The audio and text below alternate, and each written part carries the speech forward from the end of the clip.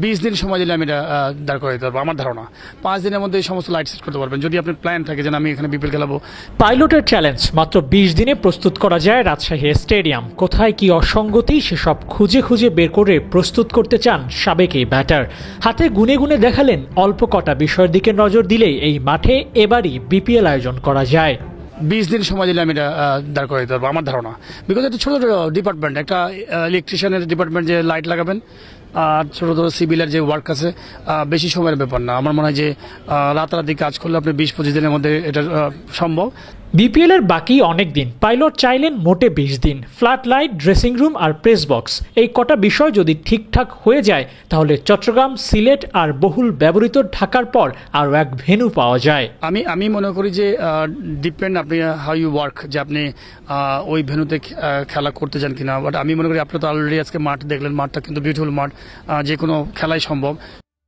ঘরের কাজ নাকি পরকে দিয়ে করাতে হয় না, এই তত্ত্ব মেনে নিয়ে দায়িত্ব নিতে চান রাজশাহীতে বিপিএল ফেরাতে।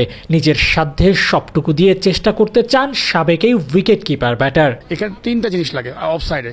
একটা হচ্ছে ড্রেসিং রুম লাগে প্লেয়ারদের ভালো, আর হচ্ছে একটা প্রেস বক্স লাগে। প্রেস বক্সটা আমার কাছে মনে হয় যে খুবই সুন্দর জায়গা।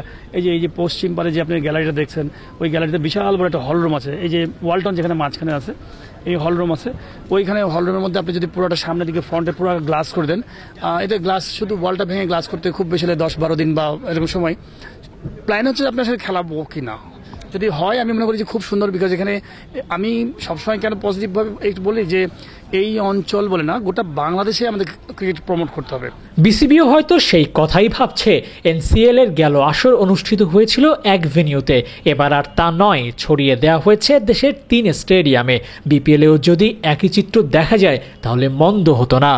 আপনি যদি সাপোজ রাজশাহীর ভেন্যুতে রাজশাহী খেলা দেন, রংপুরে যেহেতু আমাদের মাঠ নাই, স্টেডিয়াম নাই, সেক্ষেত্রে যদি আপনি রংপুরের ভেন্যুটা যদি বগুড়ায় করেন, প্রত্যেকটা বিভাগীয় শহরগুলোতে যদি আপনি এই খেলাগুলোকে নিয়ে যান, তাহলে ওই অঞ্চলের মানুষ কিন্তু সাপোর্ট করার জন্য যুব সমাজ সবাই মাঠে আসবে। অনেক অনেক বোলার থেকে, অনেক প্লেয়ার থেকে নেট বলার হিসেবে নেটে বল করবে, তার স্বপ্ন থাকে। আবু নাইম, 71, রাজশাহী। মোহাম্মদ আশরাফুল, আমরা যখন বাংলাদেশ টিমে খেলি, মোহাম্মদ আশরাফুল বোলিং করতে আসছেন। তো মোহাম্মদ আশরাফুল কিন্তু নেট বোলার হিসেবে আসছিলেন। তো তারপরে আস্তে আস্তে দেখা গেলো সে তার যে ড্রিম ছিল সেই ড্রিমটা কিন্তু বাস্তবায়ন করেছে। তো এরকম আপনি প্রত্যেকটা জেলা শহরে, প্রত্যেকটা উপজেলায় পর্যায়ে অনেক ভালো ভালো ট্যালেন্ট প্লেয়ার আছে, তাদের কাছে যাওয়াটা খুব ইম্পর্টেন্ট। অনেকেই পারে না ঢাকা যেতে।